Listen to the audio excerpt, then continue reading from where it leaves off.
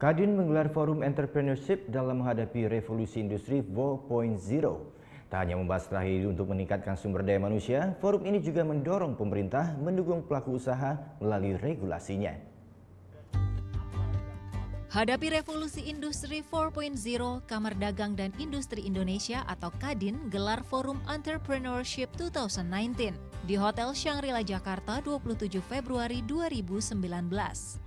Bertema Boosting Indonesia's Entrepreneurial in Disruptive Economy Era, forum ini mengundang pembicara Menteri Keuangan Sri Mulyani, Menteri Perindustrian Airlangga Hartarto, CEO Net Media Tama Televisi Wisnu Tama, Kepala Badan Ekonomi Kreatif Triawan Munaf, dan pembicara dari berbagai sektor. Forum ini membahas cara agar pelaku usaha mikro, kecil, dan menengah mampu bersaing di era industri generasi keempat ini. Bahwa dengan adanya industri revolution ini, pertanyaan pertama adalah bagaimana, apakah kita siap? Nah, dengan itu makanya Kadin sebagai Chamber of Commerce ingin berperan menjadi penengah, bahwa utamanya yang kami melihat di sini adalah bagaimana Kadin dapat mendukung usaha kecil dan menengah dalam menggunakan teknologi dalam konteks industri revolusi 4.0 ini.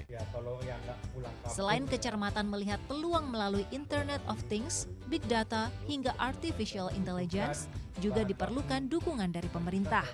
Industri 4.0 bisa dihadapi oleh Indonesia dengan kerjasama antara pekerja, pengusaha, dan pemerintah.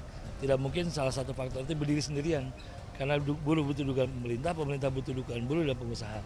Duduk bersama, bagaimana mencari solusi terbaik, karena kalau industri 4.0 tidak bisa diselesaikan bersama, tentu dia akan menjadi bencana baru buat Indonesia. Seperti apa, penggunaan pegawai akan terjadi besar-besaran di mana-mana.